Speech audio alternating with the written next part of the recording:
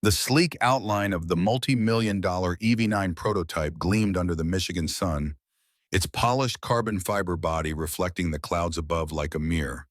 Behind it, barely visible in the dust, a strange vehicle waited, angular matte black with exposed mechanical parts that seemed to breathe with life. The crowd fell silent as both engines powered up. What happened next would change the American automotive industry forever. But our story doesn't begin at the finish line. It begins in the fall of 20 in the small town of Westbridge, Michigan. Once the proud home to three auto parts factories, now just another dot on the Rust Belt map, where dreams went to retire. If you drove down Old Mill Road past the abandoned Jefferson Assembly Plant, with its broken windows like hollow eyes staring at a forgotten past, you'd find a weathered garage with a hand-painted sign that simply read, Miller's Auto Repair. On the building itself was a testament to American resilience. Corrugated steel walls patched with mismatched panels, a roof that had weathered 50 Michigan winters, and a concrete floor stained with half a century of motor oil and memories. This was Jack Miller's kingdom. At 58, Jack moved with the deliberate precision of a man who'd spent his life working with machines. His hands were a roadmap of calluses and scars earned from 3 decades under the hoods of America's most iconic vehicles. His salt and pepper hair was usually hidden under a faded Ford racing cap, and his blue work shirt still bore the embroidered name patch from his days at the company. "Hand me that 916 socket, would you, Frank?" Jack called out, his voice echoing through the cavernous garage as he leaned deeper into the engine bay of a 2010 F-150.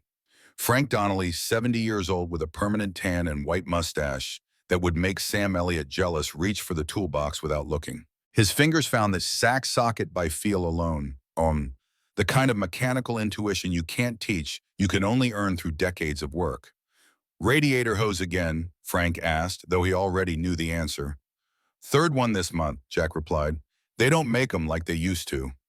Both men shared a knowing look that spoke volumes, the silent understanding between craftsmen who had witnessed the transformation of American automobiles from mechanical marvels you could fix with basic tools to computerized puzzles that required specialized equipment just to diagnose. What customers didn't know when they brought their vehicles to Miller's Auto Repair was that the real magic happened after hours behind a heavy canvas tarp in the back corner of the shop. There, under a single hanging work light, sat Jack Miller's impossible dream, a vehicle unlike anything Detroit had ever produced, built entirely from salvaged parts discarded. Technology and 3 decades of engineering genius that the industry had tried to bury. He called it the Phoenix. To understand Jack Miller and the Phoenix, you need to understand Detroit in its golden age. Back in the 1960s and 70s, when American muscle ruled the roads and the big 3 automakers were titans of industry, Detroit wasn't just a city. It was the beating heart of American innovation. Jack grew up in the shadow of the Ford Rouge plant, where his father worked for 42 years on the assembly line. Dinner conversations revolved around compression ratios and torque curves. Weekend family outings meant car shows and drag races at Michigan International Speedway. By 16, Jack could disassemble and rebuild a flathead V8 blindfolded. By 18, he'd earned a full scholarship to Michigan State for mechanical engineering. "You're going to design the cars I put together, son," his father had said, proudly tightening the bolts on a 1972 Mustang they were restoring together. That's how Millers move up in the world. And for 30 years, that's exactly what Jack did. He joined Ford straight out of college in 1980, climbing the ranks from junior engineer to lead developer on the company's pioneering fuel efficiency technologies. His colleagues called him old school, not because of his age, but because of his approach. While others relied increasingly on computer simulations, Jack insisted on getting his hands dirty, on feeling the metal, and understanding the soul of the machines he created. "A computer can tell you if something works," he often said, "but only your hands can tell you if it's right." By 2018, Jack had filed 17 patents for Ford, with his crowning achievement being the Miller Hybrid Integration System, a revolutionary method of combining electric motors with traditional combustion engines that improved fuel efficiency by 65% without sacrificing the power and feel that American drivers demanded. The system would have put Ford years ahead of competitors. The prototype Jack built performed flawlessly in initial tests. Industry publications caught wind of it and called it the future of American automotive engineering. That's when William Stone entered the picture. Stone Motors had once been a respected American manufacturer producing reliable family cars in the 1950s and 60s before declining in the 70s and eventually being purchased by Stone Capital, an investment firm led by William Stone. By 2018, after years of strategic acquisitions and corporate restructuring, Stone was positioning his company as America's answer to Tesla, promising cutting-edge electric vehicles with the heart and soul of classic American muscle. There was just one problem: Stone Motors engineers couldn't deliver the performance William promised to investors. Their prototypes suffered from overheating battery degradation and what test drivers described as the personality of a refrigerator. Jack still remembered the day William Stone visited Ford's R&D facility, his tailored suit a stark contrast to the practical work clothes of the engineers, his entourage of assistants creating a wake of whispers as he passed through the building. At the time, Jack thought it was a routine visit, perhaps exploring potential partnerships. 3 weeks later, Jack was called into his director's office. Ford was undergoing strategic realignment. The hybrid program was being discontinued. Jack's position was being eliminated. The company would retain the patents, of course, standard contract language. Severance would be generous.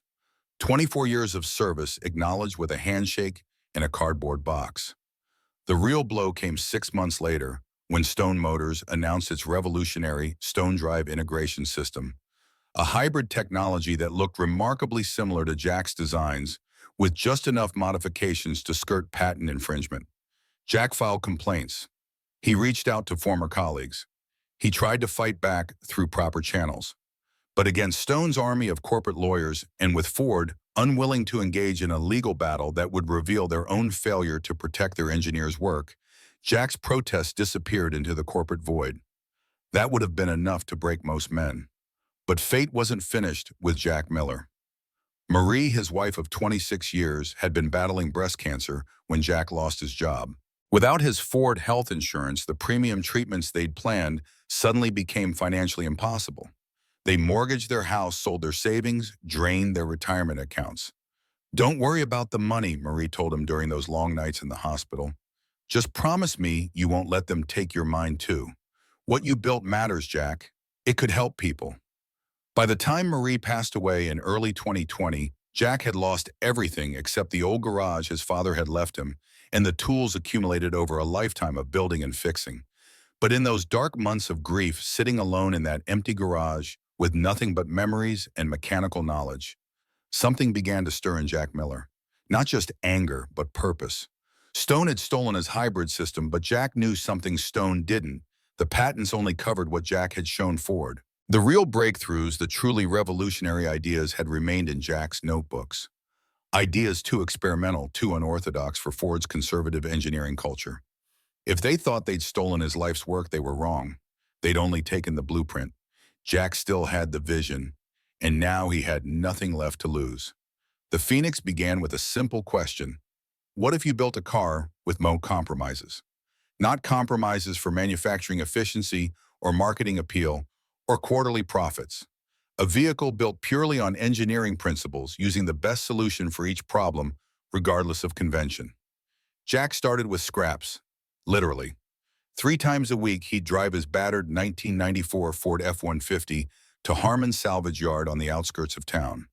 Charlie Harmon, a Vietnam vet with a glass eye and encyclopedic knowledge of every vehicle produced since 1955, would wave him through the gates with a knowing nod. "Got some interesting stuff from a Tesla crash yesterday," Charlie might call out. Or military surplus auction had some aircraft-grade aluminum sheets. Put them behind the blue container. Jack would spend hours wandering through mountains of discarded metal and plastic, seeing potential where others saw junk. A damaged BMW lithium battery pack, the rear differential from a Dodge Viper that had rolled during a race, carbon fiber body panels from a crashed prototype that some manufacturer had tried to dispose of discreetly. Back in his garage, Jack began with the frame, hand-cut chromoly tubing welded with the precision of an artist, each joint ground smooth and pressure-tested. Unlike modern unibody constructions designed for mass production efficiency, Jack's frame was a space frame, like those used in the highest-end race cars, difficult to mass-produce but unmatched in strength-to-weight ratio. See, in the 60s when we built race cars, you started with the frame, the skeleton, Jack explained to Frank one evening as they stood looking at the emerging chassis. These new guys, they start with the styling and then try to cram the engineering inside. That's backward. Frank nodded, running a weathered hand along one of the curved tubes. Reminds me of the old Shelby Daytona coupes, built to purpose, not to please some focus group. The Phoenix's power system was where Jack's genius truly emerged. Using the salvaged Tesla battery pack, he designed an entirely new cooling system that solved the overheating problems plaguing most electric vehicles under sustained high performance. But instead of going fully electric, Jack incorporated a small, hyper-efficient rotary engine as a range extender. See, the problem with electric is range anxiety, Jack explained to Sarah Chen, a 25-year-old automotive vlogger who had befriended Frank at a local car show and eventually been introduced to Jack. And the problem with gas is emissions and efficiency, but if you use each one for what it does best, the rotary engine, modified from a salvaged Mazda RX-8, would run at its most efficient RPM, generating electricity to charge the batteries. The electric motors provided instant torque for acceleration. The system switched seamlessly between power sources based on driving conditions, achieving efficiency numbers that engineering textbooks said were impossible. It's like pairing a wise old mechanic with a young computer whiz, Jack told Sarah, who was filming the build process for her small but growing YouTube channel. The wisdom of the past and the technology of the future working together instead of fighting each other. The body panels were hand-formed from aluminum and carbon fiber, not for style but for aerodynamics and weight reduction. Jack tested shapes using computational fluid dynamics software running on 3 salvaged laptops networked together. Modern tools applied with old-school ingenuity. Back in the 60s, Ford tested the GT40 by taping wool strings all over it and watching how they moved in the wind tunnel, Jack told Sarah during one late-night work session. Now we've got computer simulations that can model millions of air particles. But the principle is the same. The air doesn't care about your marketing department. It only responds to shape. The interior was Spartan by luxury standards, but meticulously crafted. Every switch and dial positioned precisely where the driver's hand would naturally fall, every gauge presenting exactly the information needed without distraction. The seats were modified from high-performance racing buckets, reupholstered by Maria Gonzalez, whose family had done custom auto upholstery in Westbridge for 3 generations. My father did interior work for some of the concept cars in the 60s, Maria told Sarah's camera as she stitched. They don't bring that work to small shops anymore. It all goes to big contractors who mass produce. This is special. What emerged over 18 months of work wasn't just a car, it was a statement. The Phoenix sat low and aggressive, its matte black finish absorbing light rather than reflecting it. There was no chrome, no decorative elements, nothing that didn't serve a purpose.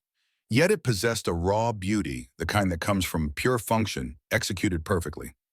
It looks like it's moving even when it's standing still, Frank observed the day they rolled it out of the garage for the first time. That's because it's honest, Jack replied, wiping his hands on a rag. No pretense, no fakery. Everything you see has a reason to be there. The first test drive was conducted at dawn on an abandoned airstrip outside town, a relic from World War II that local street racers sometimes used when they wanted to avoid police attention. Jack had prepared for this moment for months, checking and rechecking every system, running simulations, testing components individually. But nothing could have prepared him for what happened when he finally pushed the accelerator to the floor. The Phoenix didn't just accelerate, it lunged forward like a predator, pressing Jack back into his seat with such force that his vision narrowed momentarily. The electric motors delivered instant torque, while the custom transmission Jack had designed transferred power to the wheels with virtually no loss. At 60 mph, the rotary engine kicked in seamlessly, its distinctive purr blending with the high-pitched whine of the electric motors. At 120 mph, most cars start to feel unstable. The air pressure building against their bodies, small vibrations amplifying into shudders. The Phoenix simply tightened its grip on the cracked concrete, the advanced aerodynamics actually pulling it down harder onto the surface as speed increased. Jack finally lifted off the accelerator, not because the Phoenix had reached its limit, but because the end of the runway was approaching. As he gently applied the brakes, a custom carbon ceramic system adapted from aerospace technology, he glanced at the data recorder on the dashboard. 0-60-ish MP, 2.8 seconds. Top speed reached 187 mph. Battery temperature increased minimal. Fuel used negligible. Numbers that should have been impossible for a vehicle built by one man in a garage with salvaged parts. Jack brought the Phoenix to a stop and sat in silence for a long moment, his hands still gripping the wheel. Then he noticed something in his rearview mirrors, a small drone hovering about 50 feet behind him. What Jack didn't know then was that Sarah Chen, sensing something historic was happening, had followed him to the airstrip that morning. And the footage she captured of an unidentified vehicle moving with impossible speed and grace was about to change everything. As the sun rose over the abandoned airstrip, Jack Miller allowed himself a small smile. For the first time since Marie's death, since the theft of his work, since watching his life's achievements being credited to someone else, Jack felt something long-forgotten pride. The Phoenix had risen, and soon the world would know its fire. Sarah Chen sat cross-legged on her apartment floor, staring at her laptop screen in disbelief. The footage she'd captured that morning at the airstrip played on a loop.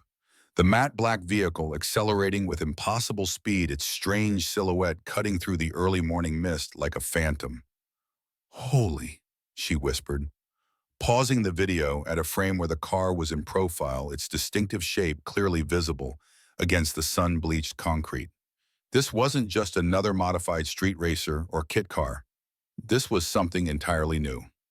Sarah had built her YouTube channel, Detroit Renaissance, around finding overlooked gems in America's automotive landscape, restored muscle cars, ingenious garage builds, the last remaining craftsman of the industry. At 25, she was too young to have experienced Detroit's golden age firsthand, but her father, a former line worker at Chrysler, had raised her on stories of American automotive greatness. "Dad, you need to see this," she said into her phone. "I think I just filmed something historic." After a brief conversation with her father, Sarah spent the next 6 hours editing the footage with meticulous care. She didn't add flashy graphics or pounding music like most automotive channels. Instead, she let the mysterious vehicle speak for itself, adding only a simple title, "American Phoenix, the Impossible Car Built in a Michigan Garage." "I don't know who built this car or how," she said in her understated voiceover. "But what you're about to see defies everything we've been told about what's possible in automotive engineering today, especially from a small independent builder." Sarah uploaded the video at 3:42 p.m. on a Tuesday afternoon. She expected her usual audience, about 15,000 dedicated car enthusiasts who appreciated her thoughtful, detailed approach to automotive journalism. By Wednesday morning, the video had 1.2 million views. By Wednesday evening, it had been picked up by Road and Track Jalopnik in the Drive. By Thursday, Sarah's inbox was flooded with messages from major news networks, automotive magazines, and industry insiders, all asking the same question: what is the Phoenix and who built it? Jack was replacing a timing belt on a Chevy Tahoe when Frank burst into the garage, his normally composed demeanor replaced with uncharacteristic excitement. "Jack, you're all over the internet, buddy." Jack slid out from under the Tahoe, wiping his hands on a shop rag. "What are you talking about?" Frank held up his phone, showing Jack the video that was now approaching 2 million views. Jack watched in stunned silence as the Phoenix, his Phoenix, tore down the airstrip, filmed from an angle that captured every detail of its revolutionary design. "That Chen girl must have followed you," Frank said. "Drone footage. Pretty good quality, too." Jack's first reaction was anger. The Phoenix wasn't ready for public scrutiny. There were still systems to refine, tests to run. His second reaction was fear. How long before Stone Motors connected this mysterious vehicle to their former engineer?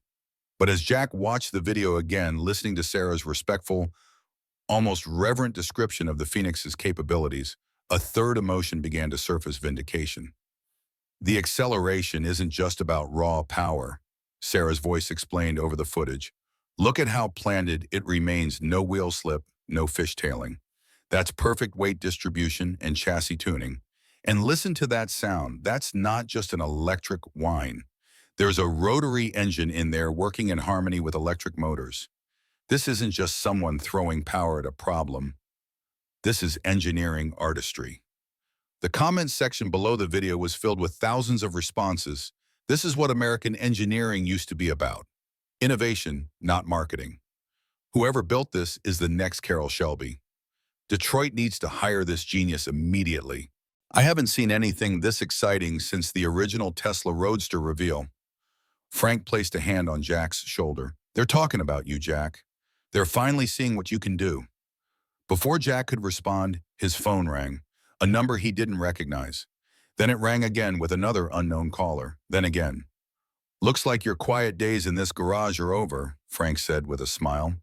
Jack turned back to the Tahoe sliding underneath once more. Let me finish this timing belt first. The Petersons need their car back today. His voice was steady, but his hands trembled slightly as he returned to work. Some habits die hard, and for Jack Miller, the job in front of him had always come first. But as he worked, his mind raced with possibilities he hadn't allowed himself to consider in years. The Phoenix was no longer his secret.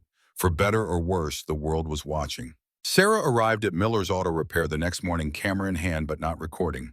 She found Jack and Frank working side by side on the Phoenix, which now sat prominently in the center of the garage, rather than hidden under tarps. I owe you an apology, she said immediately. I should have asked before filming your car. Jack looked up from the open hood, studying her for a moment. How'd you know it was mine? The way you moved around it, she replied. A builder has a relationship with what they create. I recognized it from watching my dad work on his '70 Challenger all those years. Jack nodded slowly. Your video was accurate. Technical details were spot on. From Jack, this was high praise indeed. People want to know more, Sarah continued. They want to understand how it works, why it works. This isn't just another supercar to them. It's a statement. A statement about what, Jack asked, though he already knew the answer. About what's still possible in American engineering when you throw out the corporate rulebook, she replied. About building something because it's right, not because it's profitable. Jack wiped his hands and gestured toward a small office in the corner.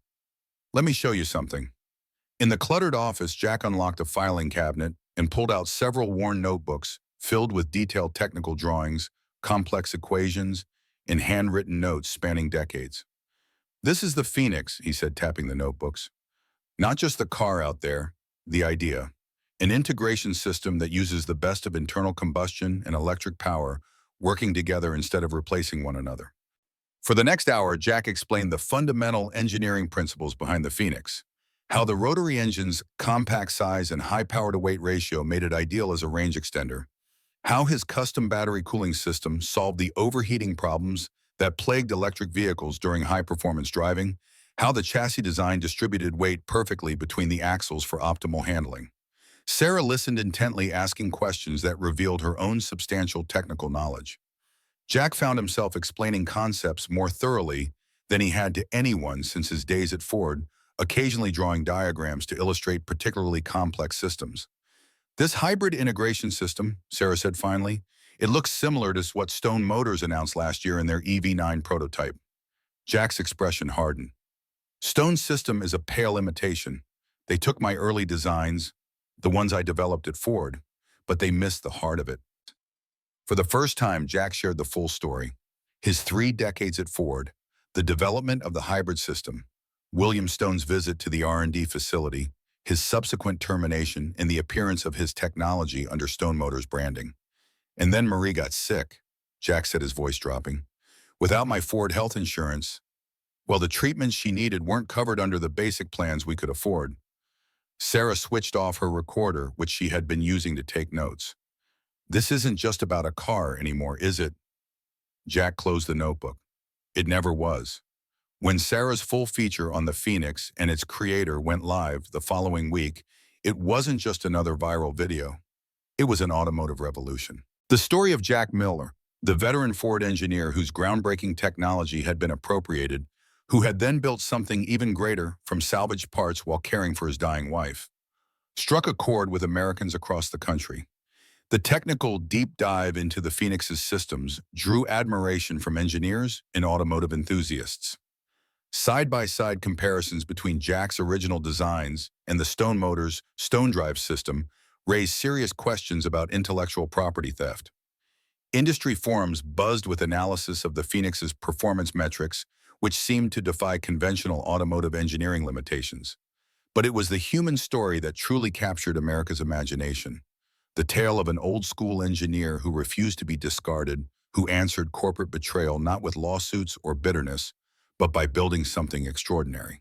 Jack found himself receiving emails from former colleagues at Ford, many expressing their admiration, and some offering discreet technical assistance. Small donations began arriving from automotive enthusiasts around the country, often accompanied by handwritten notes of encouragement. Local mechanics and body shops offered specialized services and access to equipment Jack didn't have in his own garage. "You've become a symbol, Jack," Frank told him one evening as they sorted through the latest batch of supportive messages. "For all the guys like us who got pushed aside when the industry changed." Jack shook his head. "I never wanted to be a symbol. I just wanted to build something right. But symbols once created take on a life of their own. And in the gleaming headquarters of Stone Motors, the symbol of Jack Miller and his Phoenix had become something else entirely, a threat. The wall-to-wall windows of William Stone's corner office offered a panoramic view of Detroit's Renaissance. New construction rising alongside renovated historical buildings, a physical manifestation of the city's rebirth after decades of decline. Stone stood with his back to the vista, focused instead on the large display screen where Sarah Chen's latest video played on mute. At 65, William Stone maintained the trim physique and calculated appearance of a man who viewed his body as another corporate asset to be managed efficiently. His tailored suit bore no visible brand, but had cost more than most of his employees earned in a month. His silver hair was cut weekly by a stylist who came to his office. The watch on his wrist was mechanical Swiss and worth more than the average American home. "Play it with sound," he instructed, and his assistant tapped a tablet to comply. "The Phoenix represents a fundamental rethinking of hybrid technology," Sarah's voice explained as the camera panned across Jack's creation. "Unlike conventional hybrids that use electric motors to supplement a gasoline engine or extended-range electrics that use small engines only to generate power, the Phoenix creates a true symbiosis between systems." Stone's jaw tightened almost imperceptibly. He gestured and the video paused. "How many views?" he asked. "Just crossed 4 million, his assistant replied. "It's been picked up by major automotive publications worldwide. Road and Track is planning a cover story." Stone moved to his desk and pressed a button. "Send in Marcus and the legal team."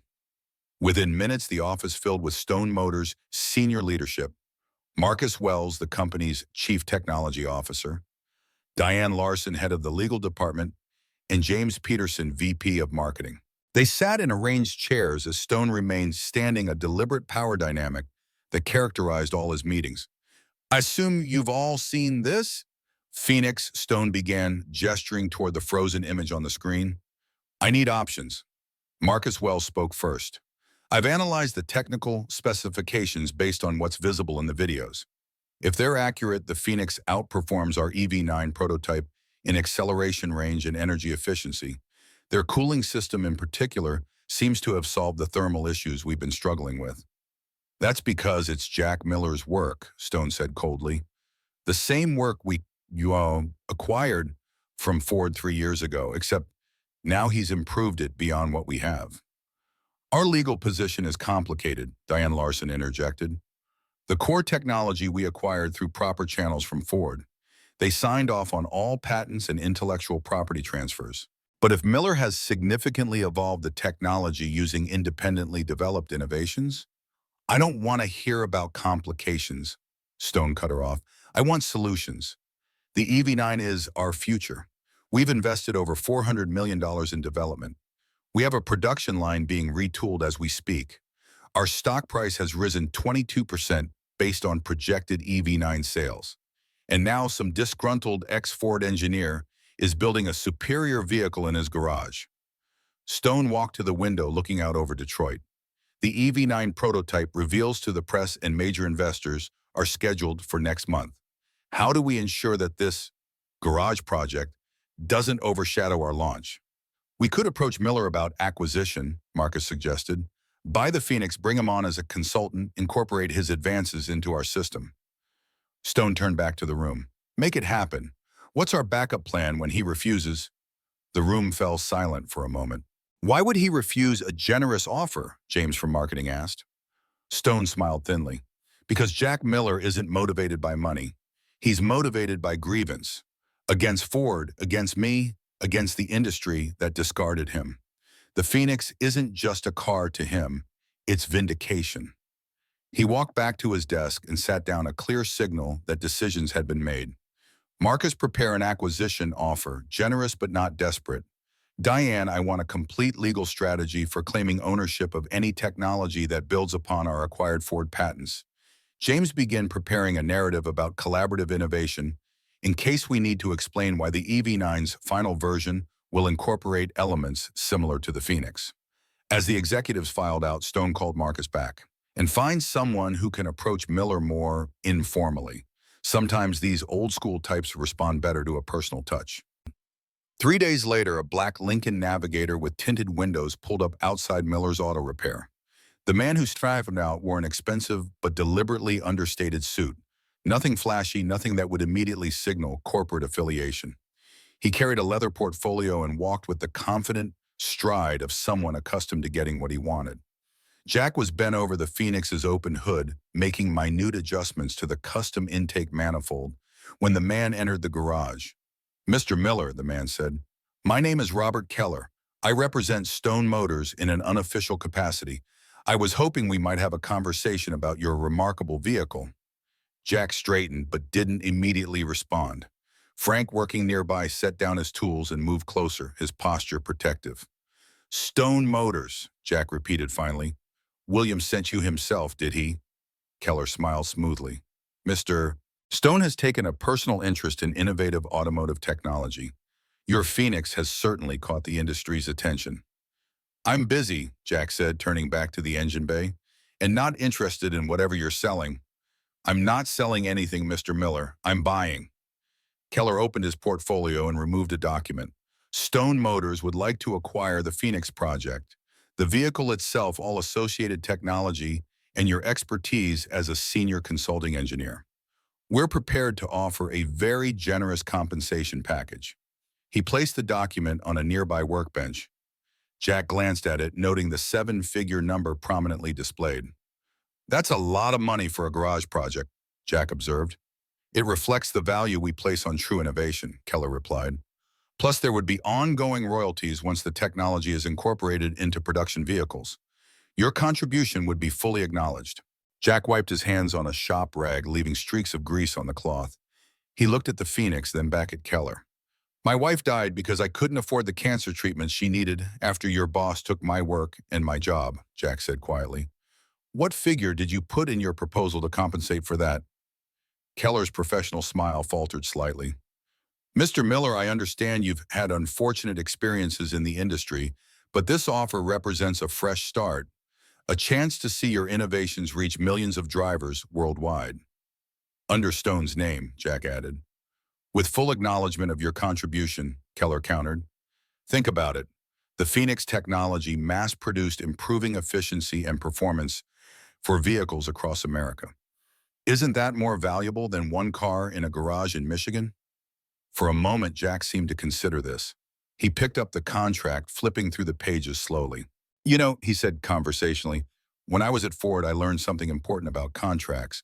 The big print giveth, he tossed the document back onto the bench, and the small print taketh away. The answer is no. Keller's expression hardened. Mr. Miller, be reasonable. Stone Motors has the resources to develop this technology properly, to bring it to market, to make it matter. On your own, what can you accomplish? 1 car. 2, a handful of custom builds for wealthy collectors. Maybe, Jack acknowledged, or maybe something else entirely.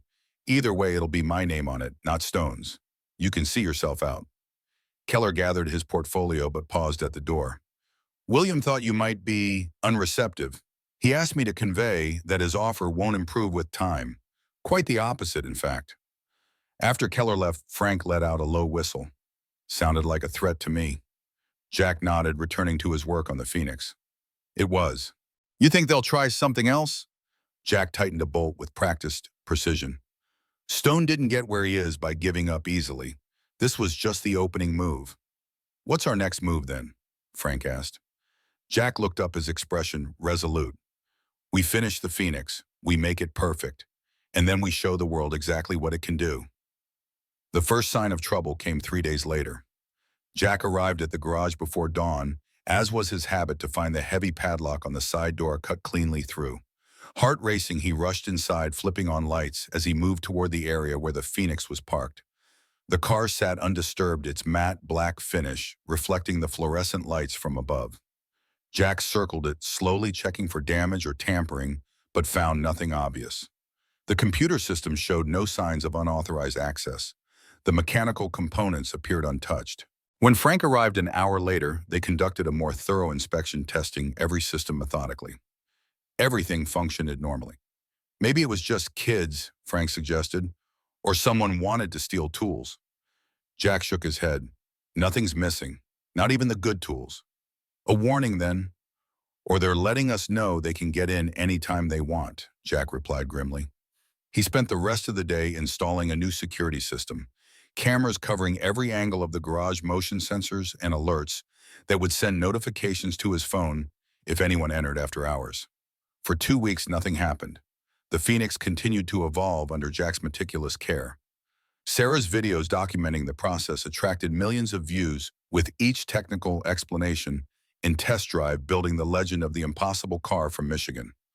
Automotive journalists began making pilgrimages to Westbridge, hoping for a chance to see the Phoenix in person. Jack refused most interviews, but allowed a select few respected publications to examine the vehicle, under his watchful eye and with strict limitations on photography.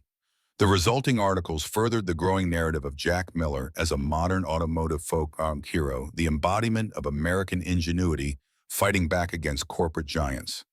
The night everything changed was unseasonably cold for early October. Jack had stayed late at the garage, finalizing the Phoenix's custom heads-up display system.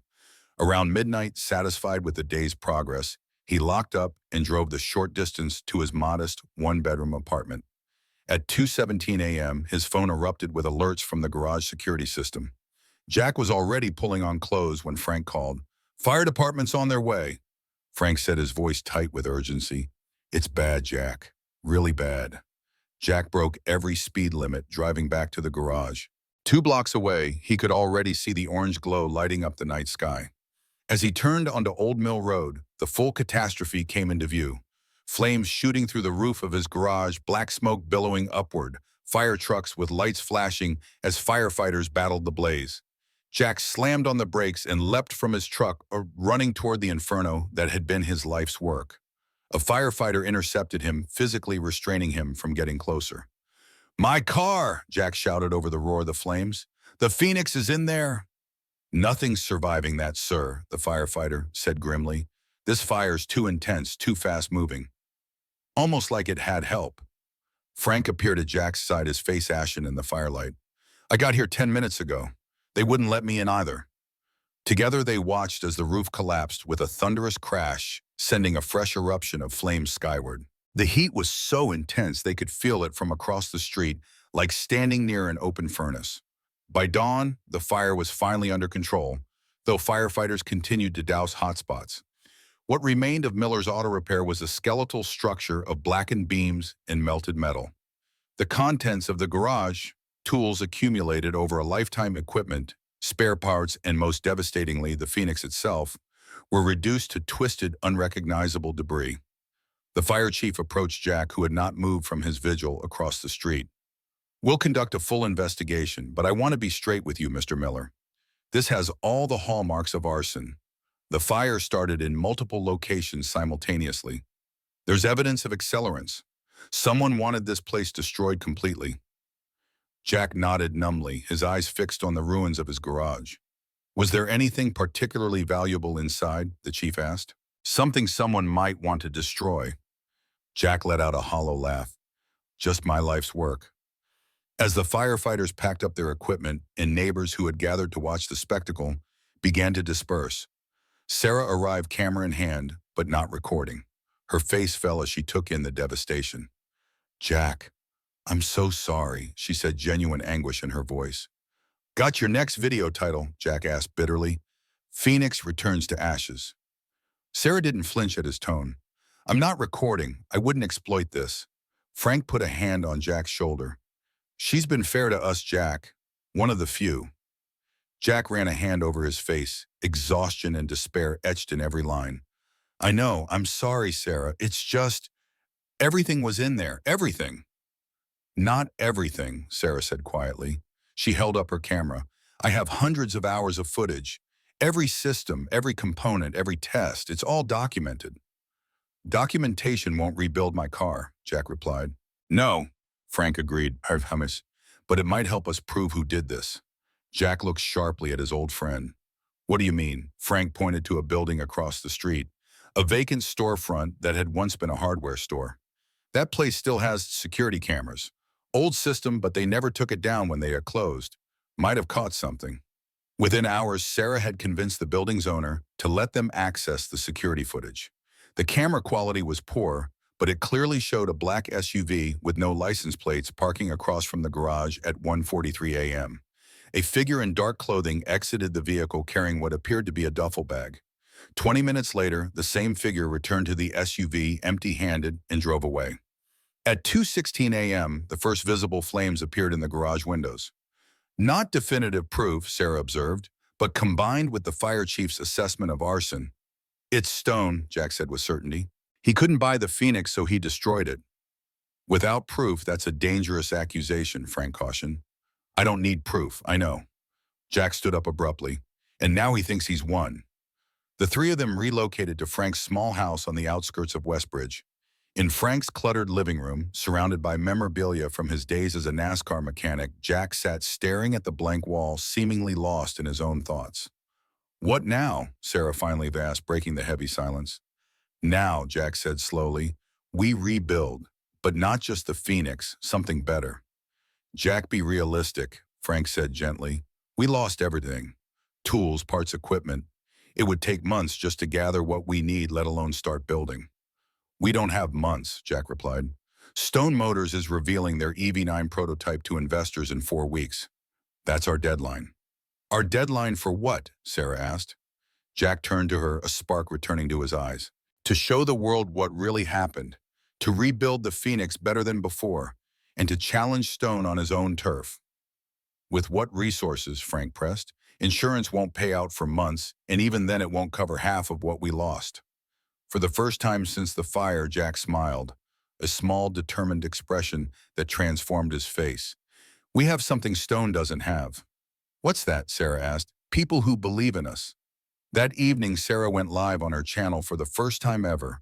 The video opened with footage of the still smoldering ruins of Miller's Auto Repair. Sarah's voice was steady as she explained what had happened. The mysterious fire, the security footage, the total destruction of the Phoenix. Jack Miller lost everything last night.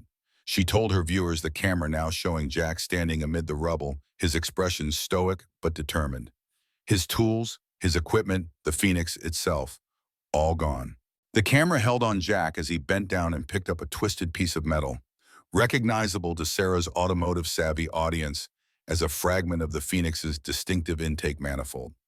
They thought this would stop me, Jack said directly to the camera, his voice rough with emotion but unwavering.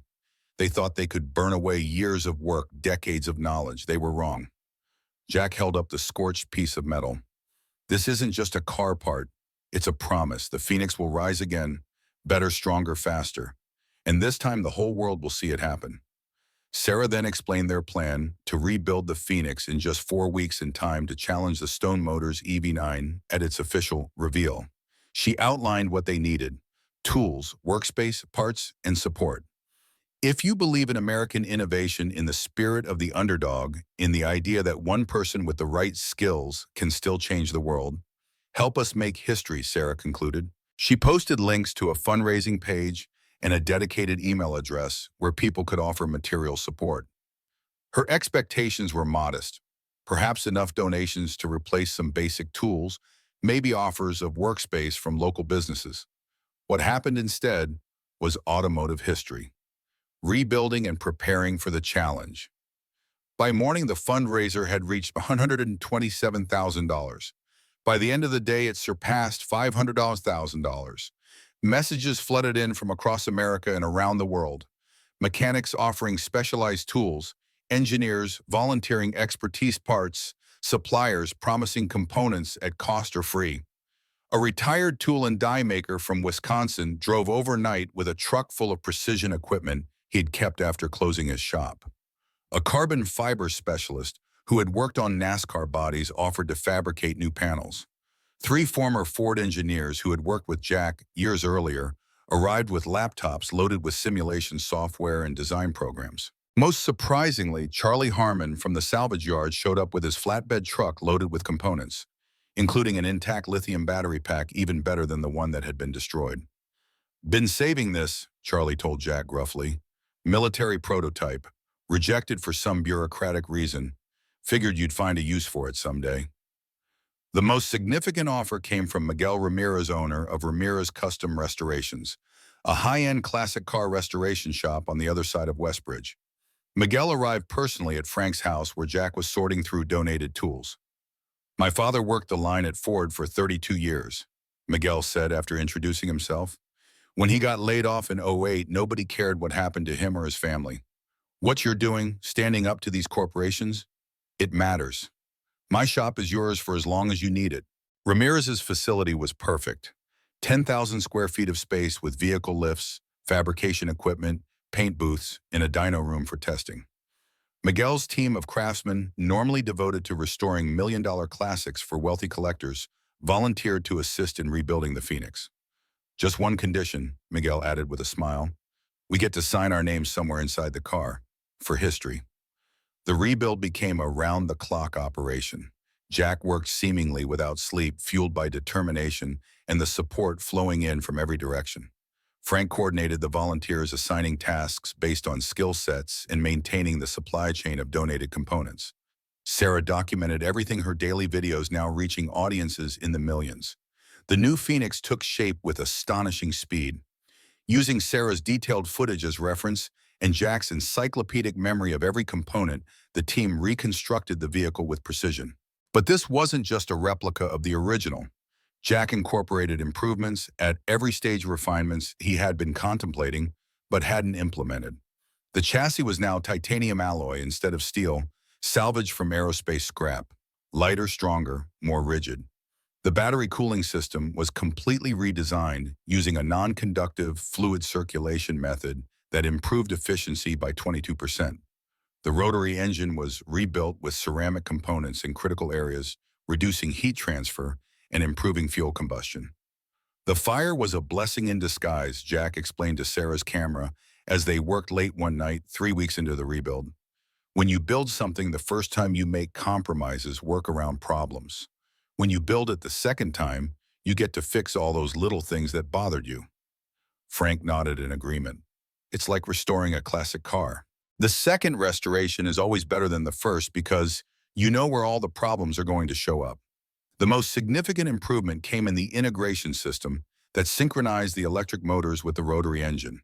Jack had completely rewritten the control software, creating algorithms that predicted power needs based on driving conditions and driver behavior, switching seamlessly between power sources to maximize performance and efficiency. "This is what Stone never understood," Jack told Sarah during a rare break, sharing coffee from a thermos as they sat looking at the nearly completed Phoenix. He saw the hybrid system as just a way to improve emissions numbers or extend range. He never grasped that it's about creating a symbiotic relationship between technologies, letting each one do what it does best. As the Phoenix neared completion, Jack received an unexpected package, a small padded envelope with no return address. Inside was a USB drive and a handwritten note. "Thought you should see this. Not everyone at Stone Motors has forgotten what integrity means." The drive contained internal Stone Motors documents about the upcoming EV9 reveal, including technical specifications, marketing strategies, and most importantly, the planned event schedule. The EV9 would be unveiled at a lavish event at the Detroit Convention Center, with William Stone personally presenting the vehicle to assembled media, investors, and industry leaders. Most critically, the documents revealed that the EV9 prototype was still struggling with overheating issues during sustained high-performance driving, exactly the problem Jack's cooling system had solved.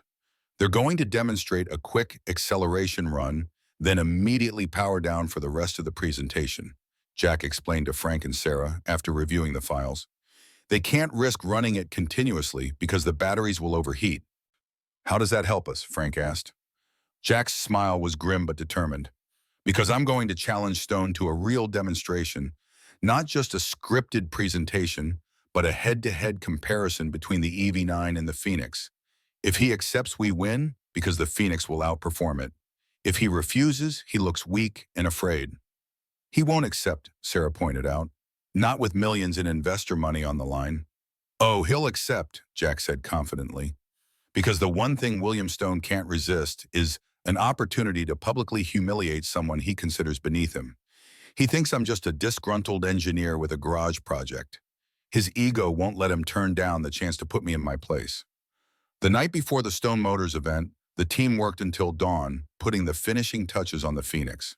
The new body gleamed under the workshop lights, still matte black but with subtle dark red accents that only became visible when light hit them at certain angles, reminiscent of embers glowing in ash. On the hood, in place of a conventional logo, was a simple emblem, a stylized phoenix rising from flames with the words "Reborn from Fire" in small letters beneath it. Inside the vehicle was a masterpiece of purposeful design, every control placed for optimal function, every system built for performance without compromise. It's ready, Jack said, finally stepping back to take in the completed vehicle. The assembled team, now more than 20 strong, broke into spontaneous applause. As dawn broke over Detroit, Jack started the Phoenix for the first test drive since the rebuild. The engine came to life with a sound unlike any other vehicle, a harmonious blend of the rotary engine's distinctive purr and the high-frequency hum of the electric motors. Jack eased the car out of the workshop and onto the empty street. For a moment, he simply sat there, feeling the machine idling beneath him, sensing its potential. Then he pressed the accelerator. The Phoenix responded instantly, surging forward with controlled aggression. Jack put it through its paces on the deserted industrial roads around the workshop, acceleration braking, cornering. The car didn't just meet his expectations, it exceeded them in every way. It was more than a vehicle now. It was vindication given physical form. As he pulled back into the workshop, the team waiting anxiously for his assessment, Jack allowed himself a rare full smile. "Ladies and gentlemen," he announced, "we have a Phoenix." That afternoon, Sarah released the final video before the confrontation, a simple shot of the completed Phoenix with Jack standing beside it. Tomorrow, Stone Motors will reveal their EV9 prototype at the Detroit Convention Center, Jack said to the camera. They'll tell you it represents the future of American automotive engineering. They'll claim it offers unprecedented performance and efficiency. What they won't tell you is that its core technology was stolen from my work at Ford, and that the real innovation, the Phoenix you see here, rose from the ashes of their attempted sabotage. Jack placed a hand on the Phoenix's hood. So I'm issuing a public challenge to William Stone. Let's put these vehicles head-to-head in a real-world demonstration. Acceleration, handling, efficiency, and sustained performance. No scripted presentations, no marketing spin, just engineering truth. The video ended with Jack looking directly into the camera, his expression resolute. The Phoenix will be there tomorrow, Mr. Stone. Will you have the courage to accept the challenge? Within hours, the video had gone viral, forcing mainstream news outlets to cover the story. Automotive journalists began speculating about a potential showdown. Social media exploded with the hashtag Phoenix Challenge. By evening, Stone Motors issued a terse press release. Stone Motors welcomes all automotive enthusiasts to our EV9 unveiling tomorrow. We are confident that the EV9's performance will speak for itself. It wasn't an explicit acceptance of Jack's challenge, but it wasn't a refusal either. As night fell over Detroit, two vehicles sat in separate locations. The Stone Motors EV9 surrounded by security in a locked exhibition hall, and the Phoenix covered by a simple cloth in Miguel's workshop. Tomorrow they would meet, and the truth would be revealed for all to see. Jack spent the night at the workshop, sleeping on a cot beside the Phoenix. In the quiet hours before dawn, he placed a hand on the car's sleek fender. "This isn't just for me anymore," he whispered. "It's for everyone who's ever been told their time it has passed. It's for Marie." As sunrise painted the sky over Detroit in shades of red and gold, Jack Miller prepared for the confrontation that would change American automotive history forever. The Detroit Convention Center buzzed with anticipation on the morning of the EV9 reveal. Stone Motors had transformed the main exhibition hall into a technological showcase worthy of a Silicon Valley product launch. Massive LED screens displayed dramatic footage of the EV9 prototype in motion, though careful observers might have noticed that the vehicle was never shown running for more than 30 seconds at a time. Journalists from automotive publications worldwide mingled with investors, industry executives, and social media influencers, all awaiting the main event. Outside the convention center plaza had been closed to traffic, creating a space where attendees could gather and network before the presentation. Stone Motors had installed a temporary stage with professional lighting and sound systems, presumably for post-reveal interviews and photo opportunities. What they hadn't planned for was the crowd gathering at the perimeter barriers, ordinary car enthusiasts drawn by the rumors of a potential showdown between the corporate giant and the garage-built Phoenix. Frank arrived 2 hours early driving a borrowed pickup truck with an enclosed trailer behind it. He was accompanied by Miguel and two of his most skilled mechanics, all dressed in matching work shirts with Phoenix Team embroidered above the pocket, a small touch Sarah had arranged the previous day to give them a more unified appearance. "Security checkpoint ahead," Frank muttered as they approached the convention center service entrance. "Let's hope Sarah's media credentials do the trick." The security guard examined Sarah's press pass, looking skeptical. "This only authorizes one person, ma'am. Not a whole crew with a trailer." Sarah smiled confidently. "Check your updated list. Stone Motors specifically approved our vehicle for the comparative demonstration portion of today's event. Should be under Phoenix Project or possibly Miller." The guard frowned, scanning his tablet. "I don't see any—" "Call Jason Winters in PR," Sarah suggested smoothly. "He arranged everything yesterday after Mr. Stone accepted the challenge publicly." This was a calculated bluff. Stone had never explicitly accepted anything, and Sarah had no idea if anyone named Jason Winters even worked for Stone Motors. But she was banking on the guard not wanting to risk interfering with plans made by his superiors. After a moment of uncertainty, the guard waved them through. "Park in service area B, but don't unload anything until you get specific clearance." Once safely inside the service area, Frank let out a breath he'd been holding. "Quick thinking, Sarah. Journalism school teaches you to act like you belong," she replied with a grin. "Now we wait for Jack."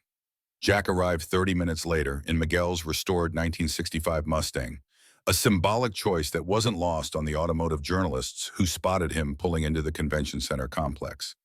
Unlike the Stone Motors executives in their tailored suits, Jack wore dark blue work pants, a crisp white button-down shirt with rolled-up sleeves, and well-worn work boots that was polished to a respectable shine. He looked like exactly what he was, a working engineer, not a corporate showman.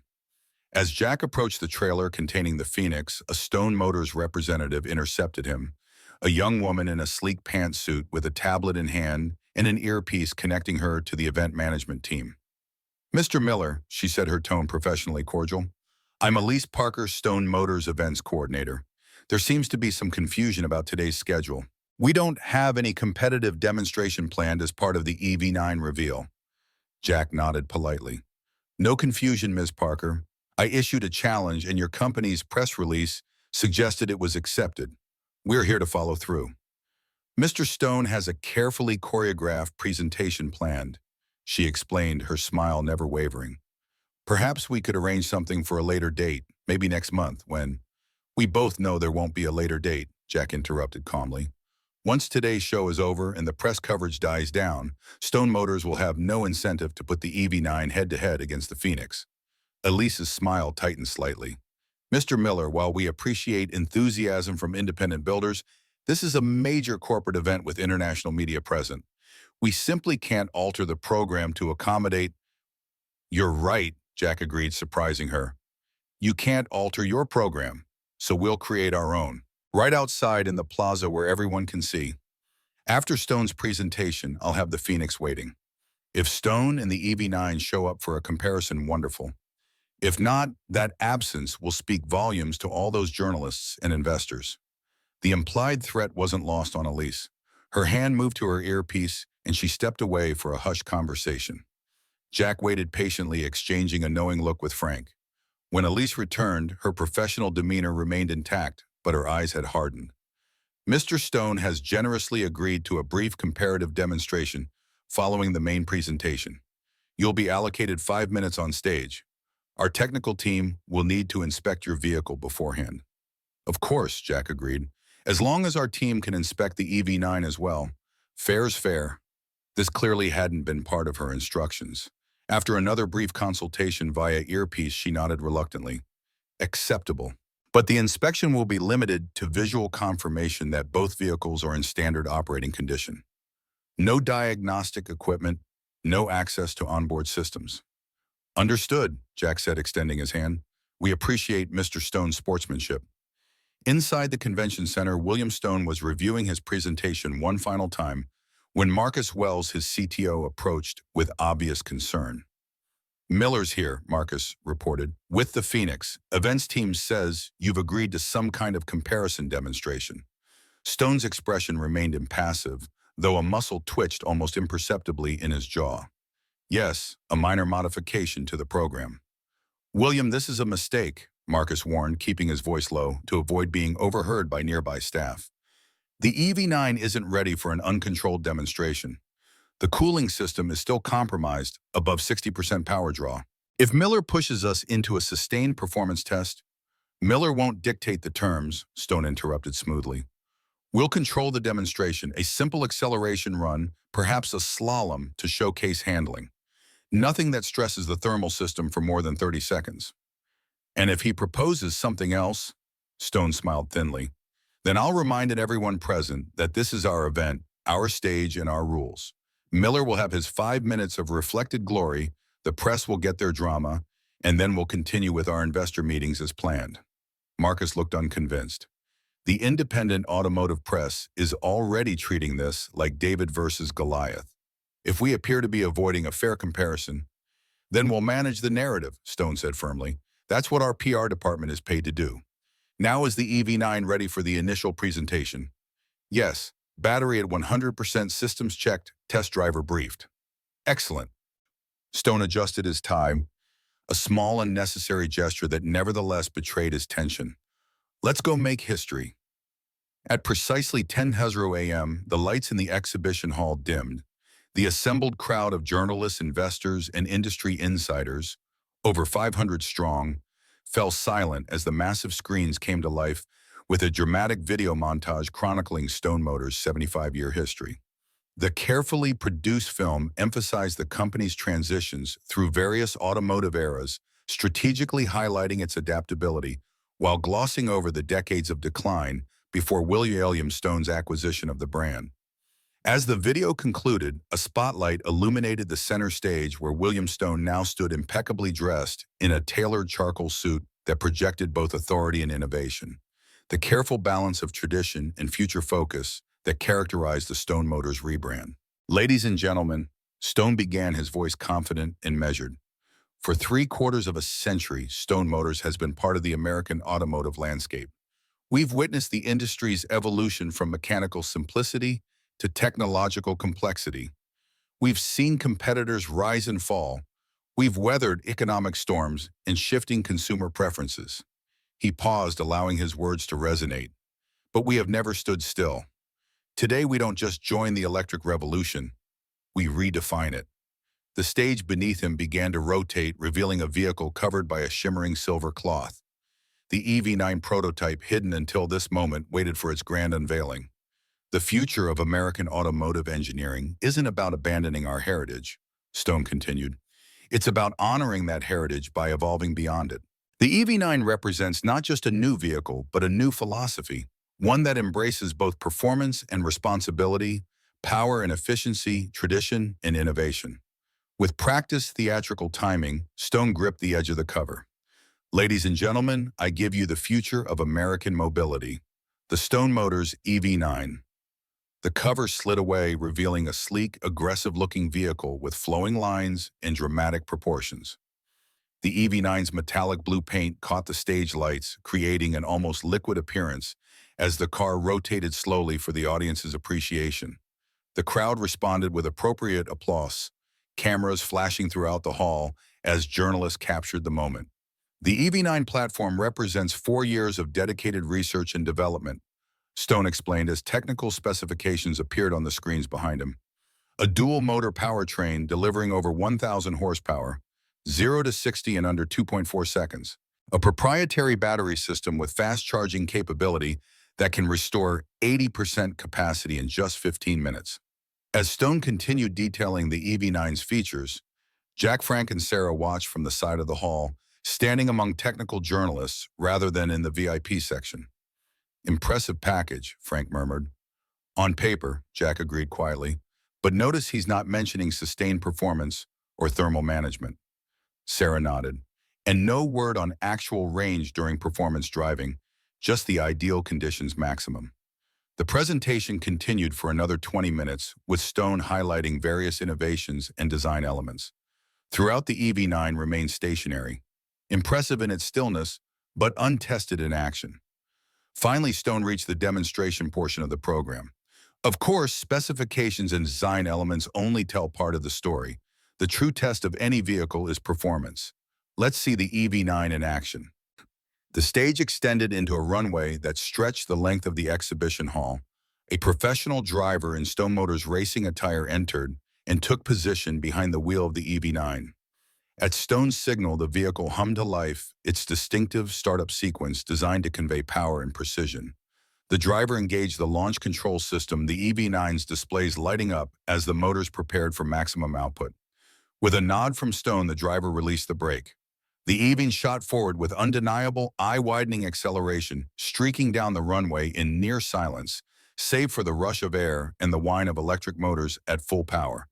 At the end of the hall, the driver executed a perfect turn, bringing the vehicle back toward the stage at a more moderate pace before stopping precisely where it had begun.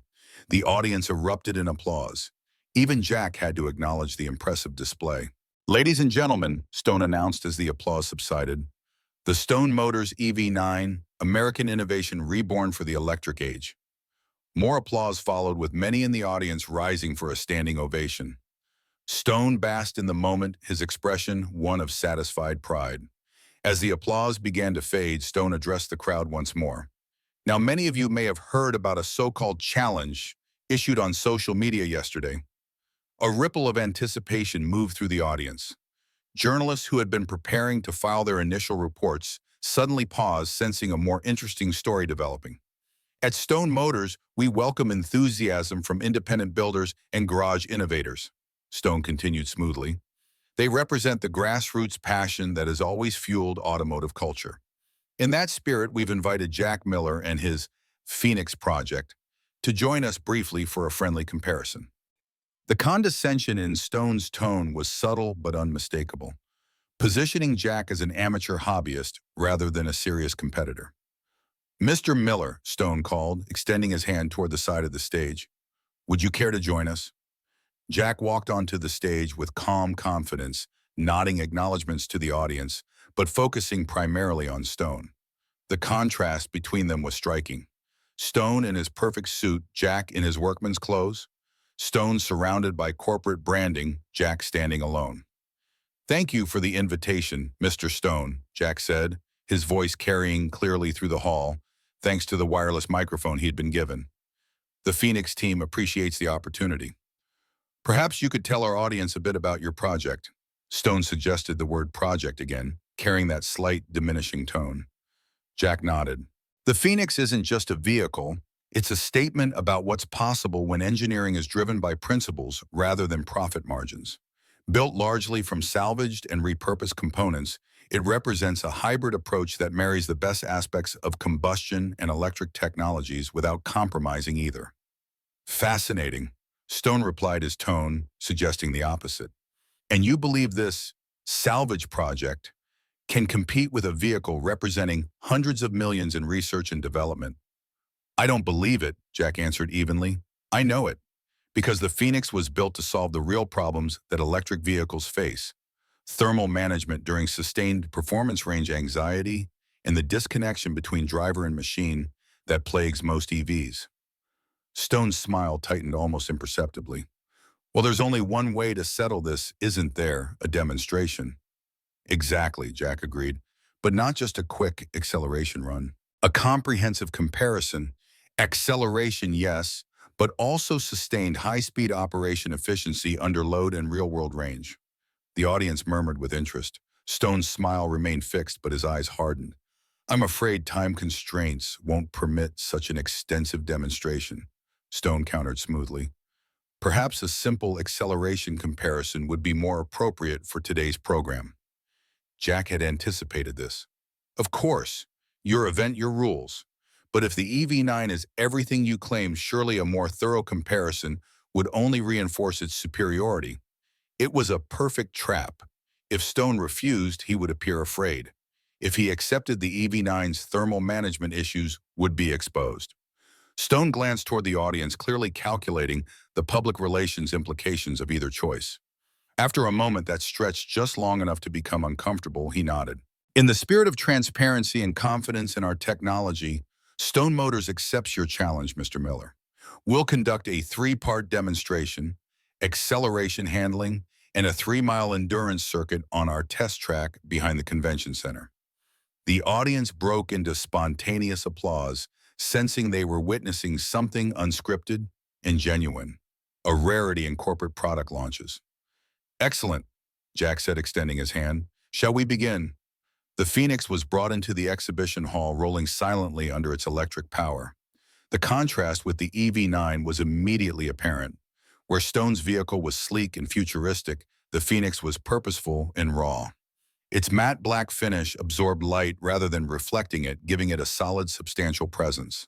The red accents became visible only as it passed under the stage lights, creating the impression of barely contained energy.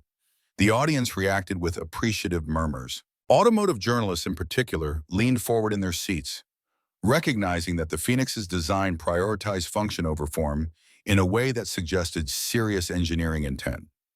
Both vehicles were positioned side by side at one end of the hall, ready for the first test, a simple acceleration run to the far wall and back. Stone Motors' professional driver remained at the wheel of the EV9 while Jack himself would drive the Phoenix. Standard quarter-mile acceleration, Stone announced, from standstill to full speed, then braking to return to the starting point. A Stone Motors staff member stepped between the vehicles with a starting flag. Jack and the EV9 driver exchanged nods of professional respect. The flag dropped. Both vehicles launched forward with stunning acceleration, electric motors delivering instant torque to the wheels. For the first few seconds, they remained evenly matched, streaking down the hall side by side in a display of raw power that had the audience gasping. But as they passed the halfway point, a difference emerged. The Phoenix began to pull ahead, not dramatically, but undeniably, opening a gap that grew to a full car length by the time they reached the turning point. On the return journey, the gap widened further. The Phoenix crossed the finish line a full 2 seconds before the EV9 coming to a smooth, controlled stop, without the dramatic flourish of the professional driver, but with undeniable efficiency. The audience erupted in surprised applause. This wasn't supposed to happen.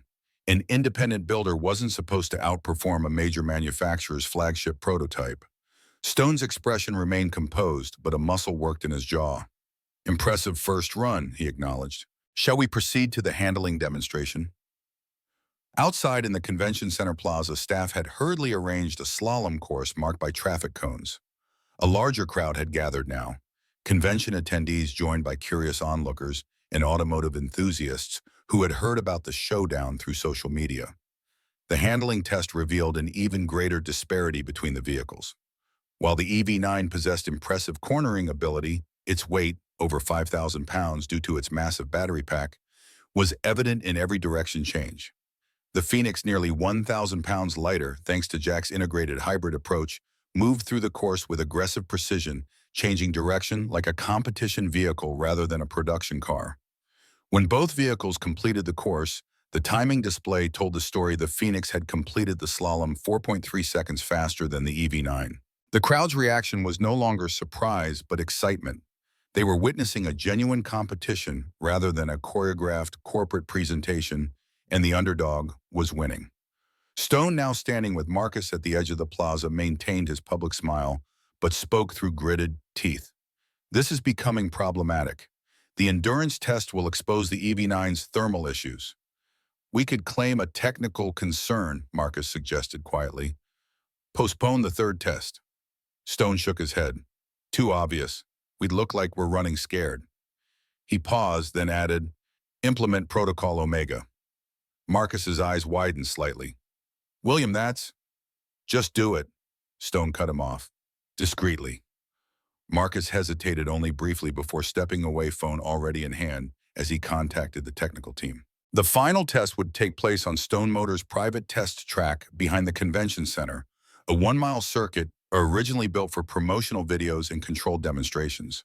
3 laps would test each vehicle's sustained performance capabilities, exactly the scenario the EV9's engineers had been struggling with. As both vehicles were positioned at the starting line, a small team of technicians made final checks on the EV9. One of them carried a diagnostic tablet, ostensibly monitoring system status, but actually uploading a modified program to the vehicle's onboard computer. Inside the Phoenix, Jack was making his own final adjustments when Frank approached the driver's window. Something's happening with the EV9, Frank said quietly. Too many techs for a simple pre-run check. Jack nodded. Keep Sarah's camera on them. Whatever happens, we need it documented. The starting signal was given and both vehicles accelerated onto the track. For the first lap, they remained relatively close, with the Phoenix maintaining a small but consistent lead. The EV9 performed admirably, its massive power output compensating somewhat for its weight disadvantage in the straights. As they began the second lap, Jack noticed something in his rearview mirror. The EV9's distinctive running lights flickered briefly, an indication of a power system reset. Recognizing this as unusual, Jack maintained his pace but remained alert for anything unexpected. Halfway through the second lap, as both vehicles approached the most technical section of the course, a tight sequence of turns that required rapid direction changes, Jack's warning systems suddenly flashed red across his dashboard. The Phoenix's brake pressure dropped precipitously, the pedal going soft under his foot. In that instant, Jack understood exactly what had happened. The same technical team that had checked the EV9 had also been granted access to the Phoenix, and they had compromised his braking system. With a tight turn approaching at over 110 mph and no conventional brakes responding, most drivers would have panicked. But Jack Miller wasn't most drivers, and the Phoenix wasn't most vehicles. In the final design revision after the fire, Jack had installed a redundant mechanical braking system, not computer-controlled, not vulnerable to electronic interference, but directly connected to the wheels through a hydraulic bypass system. It was an old-school safety measure inspired by aircraft emergency systems, the kind of backup that corporate efficiency experts would have eliminated as unnecessary. Jack reached down and pulled the emergency brake lever mounted beside his seat. The mechanical system engaged with a solid thunk, bypassing the compromised electronic controls. The Phoenix shuddered as the secondary brakes gripped, slowing the vehicle enough to navigate the turn with a controlled drift that sent up a spray of dust from the track's edge. In the grandstand, the crowd gasped collectively. Sarah's camera captured the moment perfectly. The Phoenix executing what appeared to be an intentional drift through the corner, while the EV9 followed in a more conventional racing line. What no one in the audience realized was that Jack was now fighting for control, the Phoenix's handling compromised by the asymmetric braking force of the emergency system. Through sheer skill and intimate knowledge of his creation, he kept the vehicle on the track, completing the second lap, with the EV9 now closing the gap behind him. As they entered the final lap, Jack's focus narrowed to a laser point.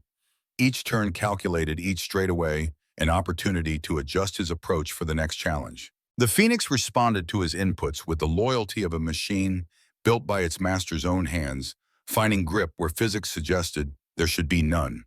The EV9, meanwhile, began to show signs of the thermal stress its engineers had feared.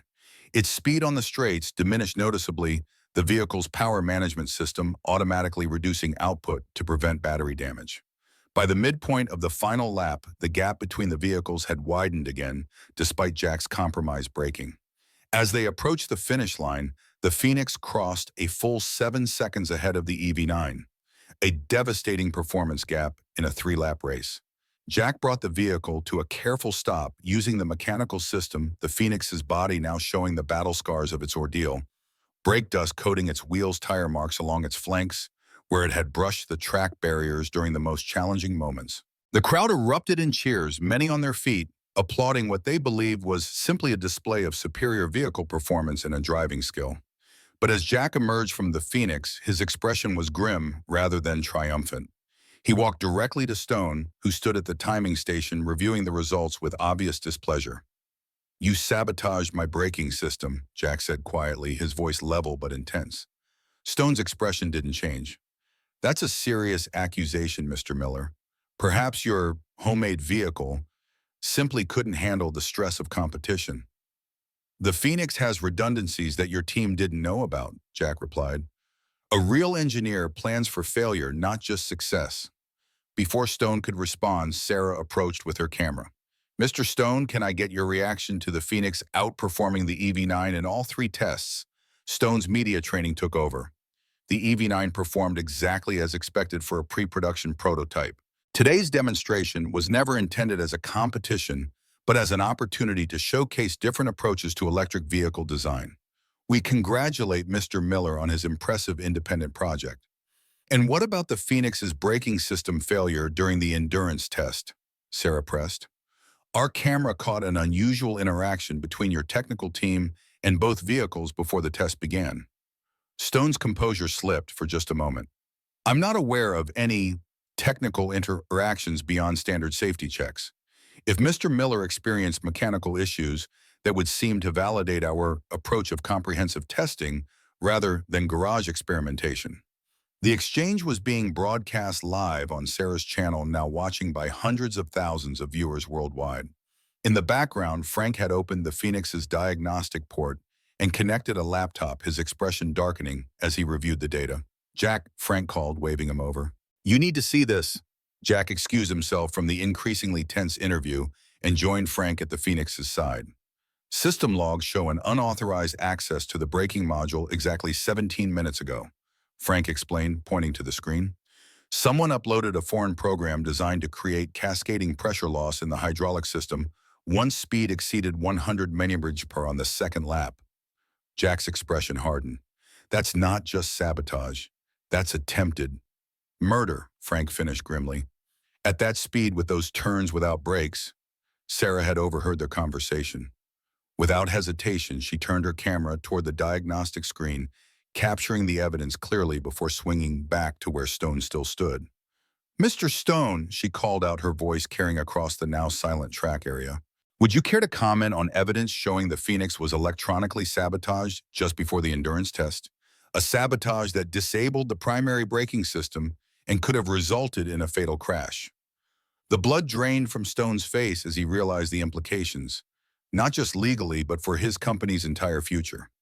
Investors, journalists, and industry insiders were all witnessing this unfolding scandal in real time. "I have no knowledge of any such actions," he said stiffly. "If evidence suggests tampering, Stone Motors will of course launch a full investigation into any unauthorized modifications to either vehicle." But the damage was done. Even as Stone spoke, people in the crowd were already sharing Sarah's live stream on social media. #Stone Sabotage began trending within minutes. Journalists who had come to cover a routine corporate product launch were now witnessing a potentially criminal conspiracy. In that moment, as camera flashes popped around him and reporters shouted questions about tampering and safety violations, William Stone knew that the battle was lost. His carefully choreographed triumph had become a public relations catastrophe that would overshadow the EV9 and possibly end his career. And standing across from him, next to the Phoenix that had survived both fire and sabotage, Jack Miller met his gaze with quiet intensity. Not gloating, not celebrating, simply present in a moment of truth that had been years in the making. By evening, the story had exploded across traditional and social media platforms. Automotive publications led with headlines like, "David defeats Goliath independent builder, outperforms Stone Motors EV9, and sabotage allegations mar Stone Motors launch event." Mainstream news outlets picked up the more sensational aspects: corporate sabotage or sore losing, the Phoenix versus EV9 showdown turns dangerous. Sarah's livestream had been viewed over 7 million times and counting. Her follow-up video, which included a detailed technical explanation of how the Phoenix's braking system had been compromised, with supporting diagnostic data, was being cited by industry experts as compelling evidence of deliberate tampering. Stone Motors issued a carefully worded statement announcing an internal review of all protocols related to the EV9 demonstration event and placed two junior technicians on administrative leave pending investigation, a transparent attempt to create scapegoats that fooled no one in the industry. The real damage came the following morning when Stone Motors stock opened 28% lower than its previous close. Emergency meetings of the board of directors were convened as major investors demanded explanations and assurances. Financial analysts began questioning the viability of the EV9 program itself, given the vehicle's poor performance compared to the Phoenix. For Jack, Frank, and the Phoenix team, the aftermath was both vindicating and overwhelming. They had returned to Miguel's workshop to assess the damage to the Phoenix's braking system and found a crowd of supporters waiting, local car enthusiasts, former auto workers, and curious community members drawn by the David versus Goliath narrative. "What now?" Frank asked as they worked to restore the Phoenix's compromised systems. "Stone's not going down without a fight. Their lawyers will be working overtime to discredit you, the Phoenix, all of us." Jack paused, a wrench in his hand. "Now we build." "Build what, another Phoenix?" "No," Jack replied, his expression thoughtful. "Something better. Something for everyone who believed in us." 3 days after the showdown, Jack received an unexpected visitor at the workshop. The black Lincoln Navigator that pulled up outside carried not another Stone Motors representative, but William Stone himself. Stone had aged visibly in just 3 days. The strain of the scandal had left him looking haggard, his usual immaculate appearance now merely adequate, his confident posture diminished. "Miller," he said by way of greeting, no hand extended. "Stone," Jack replied evenly. "Didn't expect to see you here." Stone glanced around the workshop, taking in the Phoenix in its partially disassembled state as the team worked to analyze and document the sabotage evidence. "I've come to make you an offer," Stone said without preamble. "One last attempt at a reasonable resolution before this situation becomes irretrievable for all parties." Jack raised an eyebrow but said nothing. "50 million, Stone continued. Cash and stock. Full acquisition of the Phoenix technology. You become Chief Innovation Officer at Stone Motors with complete autonomy over technical development. Your team gets hired at senior engineering salaries. Full credit for all innovations in future press materials." Jack considered the man before him. The same William Stone who had stolen his work, destroyed his career, indirectly contributed to his wife's death, burned down his garage, and most recently approved a sabotage that could have killed him. "And all I have to do is sign an NDA about the sabotage, right?" Jack asked. "Make the whole thing go away as a misunderstanding." Stone didn't deny it. "Everyone walks away satisfied. You get the resources to develop your technology properly. We get to salvage a viable company.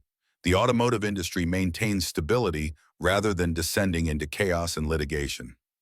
Jack walked slowly around the Phoenix, running his hand along its battle-scarred body. "You know, William, 3 years ago, I would have given anything for an offer like this. Recognition, resources, the chance to see my work reach production." He paused, looking back at Stone.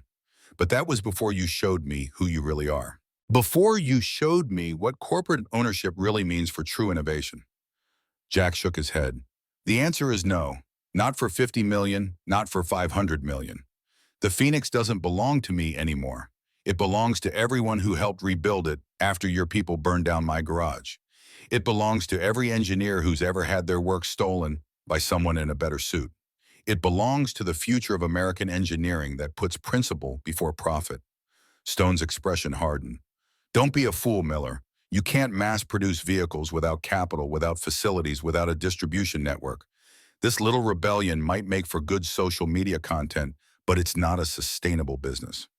"Maybe not in the way you understand business," Jack agreed. "But there are other models, other ways to create change." Stone's jaw tightened. "You're making a mistake." "No," Jack replied calmly. "I'm finally doing something right. Goodbye, William." As Stone left, Sarah emerged from behind a workbench where she'd been filming the entire exchange. "You got that?" Jack asked. Sarah nodded, her expression a mix of awe and satisfaction. "Every word. Did you know he'd come?" I suspected he might try one last play, Jack admitted. Stone's too proud to go down without exhausting every option. $50 million, Frank whistled softly, having overheard from across the workshop. That's a lot to walk away from, Jack. Jack smiled. It's not walking away when you're moving towards something better. That evening, Sarah posted the video of Stone's visit and Jack's refusal of the offer. It went viral almost immediately, further cementing the narrative of integrity versus corporate greed that had captured public imagination. What no one expected was the response that followed. The email arrived from an unexpected source. Eleanor Dawson, former CFO of Ford Motor Company, now managing partner at Summit Ventures, one of the most respected investment firms focusing on transportation innovation. Mr. Miller, the message began, I've been following your work with great interest, particularly in light of recent events. Summit Ventures believes the Phoenix represents not just an impressive engineering achievement, but a potential paradigm shift in how we approach transportation technology. We would like to discuss investment options that would allow you to maintain control of your intellectual property while scaling to production capacity. No NDAs required. Similar messages followed from independent investors, from automotive component suppliers, interested in partnerships from engineering schools, offering research collaboration. But most remarkably, messages began arriving from skilled automotive workers across the country, former employees of traditional manufacturers who had been laid off during industry contractions, retired engineers with decades of experience, young mechanics seeking meaningful work in an increasingly computerized field. I've got 30 years experience in transmission manufacturing and nothing to do with it since the plant closed. I helped design cooling systems for NASCAR for 15 years before the team was sold. I'd work for half my former salary to be part of something real again. The Phoenix reminds me why I became an engineer in the first place. I want to help build it. Jack, Frank, and Sarah gathered in Miguel's office to discuss the overwhelming response. This is bigger than a car now, Sarah observed. It's becoming a movement. Jack nodded slowly, which means we need to think differently about what comes next. Over the next week, a plan took shape. Not a conventional business plan focused on profit maximization and market penetration, but something more aligned with Jack's vision of engineering integrity. Phoenix Motors was incorporated as a public benefit corporation, a legal structure that allowed it to consider social impact alongside financial returns. The initial funding came from a carefully selected group of investors led by Summit Ventures, who agreed to unusual terms. Majority control would remain with Jack in the core team, with investment returns capped to ensure long-term sustainability over short-term profit. Most radically, Phoenix Motors would operate on an open-source model for much of its technology. The core hybrid integration system, Jack's original innovation that Stone had tried to steal, would be patented but licensed under favorable terms to other manufacturers willing to meet specific ethical and environmental standards. We're not trying to dominate the market, Jack explained in an interview with Automotive Engineering Monthly. We're trying to transform it. The goal isn't to build a company that makes billions by hoarding innovation. It's to create a template for how transportation technology can be developed ethically and sustainably. The first production facility was established in a former auto parts manufacturing plant in Westbridge, a deliberate choice to bring jobs back to the community. Rather than a traditional assembly line, Phoenix Motors created what Jack called integrated build cells, teams of skilled workers handling complete subsystems, maintaining craftsmanship while achieving reasonable production efficiency. The first production model was called simply Phoenix One, a four-door sedan incorporating all the innovations of the original prototype, but designed for practical daily use. Priced competitively with premium hybrids, it offered performance metrics that matched supercars costing 3 times as much. The waiting list grew to over 10,000 pre-orders within a month of the announcement. Meanwhile, Stone Motors' fortunes continued to decline. The EV9 project was officially paused for technical reassessment, corporate language for cancellation. Several senior executives resigned. Major investors began divesting. William Stone himself was placed on administrative leave pending a board investigation into the sabotage allegations, effectively ending his control of the company he had built. 6 months after the confrontation at the Detroit Convention Center, Jack stood in the newly renovated Phoenix Motors production facility, watching as the first customer-ready Phoenix One rolled off the final quality check station. The vehicle's dark blue paint gleamed under the lights, a deliberate departure from the prototype's matte black symbolizing the evolution from concept to reality. Frank stood beside him, both men silent as they witnessed the culmination of their journey. The car bore a simple emblem on its hood, the stylized phoenix they had designed together rising from flames with a small inscription beneath it that read, "Built with integrity." As the Phoenix One reached the end of the line, the entire production team, now numbering over 200 people, gathered around. Many of them wore work shirts similar to Jack's, a uniform chosen by the employees themselves as a statement of solidarity with the company's working-class roots. "Speech," someone called out, and others joined in. Jack, never comfortable with public speaking, nevertheless stepped forward. "I'm not going to give a long speech," he began, his voice carrying across the suddenly quiet factory floor. "But I do want to say this. What we've built here isn't just a car. It's proof that the American tradition of honest engineering and quality craftsmanship isn't dead. It's proof that when we value people's skills and experience over quarterly profits, we create something better." He gestured toward the Phoenix One. "This vehicle exists because every person in this room refused to believe that the old ways of doing things, with care, with integrity, with purpose, were obsolete. You prove that innovation doesn't have to come at the expense of craftsmanship, that technology doesn't have to replace human skill, but can enhance it." Jack paused, looking around at the assembled team. Veterans of the auto industry, working alongside young engineers, experienced craftspeople beside tech specialists, all united by a shared vision. "3 years ago, I was a forgotten engineer working alone in a garage," he continued. "Today, we're building vehicles that will change how America thinks about transportation, not because we had the most money or the biggest facilities, but because we had the right principles." He raised a coffee mug someone had handed him. "To Phoenix Motors, built from the ashes, built for the future, built with integrity." The cheer that went up wasn't just for a successful production launch.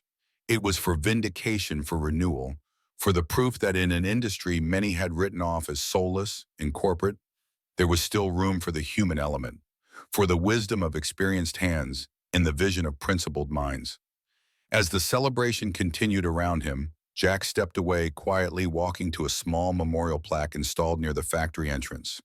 It bore a simple inscription, "In memory of Marie Miller, whose courage inspired ours." He touched the plaque gently. "We did it, Marie," he whispered. "We rose from the ashes." Outside the first production, Phoenix One waited to be delivered to its new owner. Not a wealthy collector or celebrity, but a retired auto worker who had invested his entire savings in the pre-order, believing in the vision of American engineering reborn. The Phoenix had risen, and with it, a new chapter in automotive history had begun.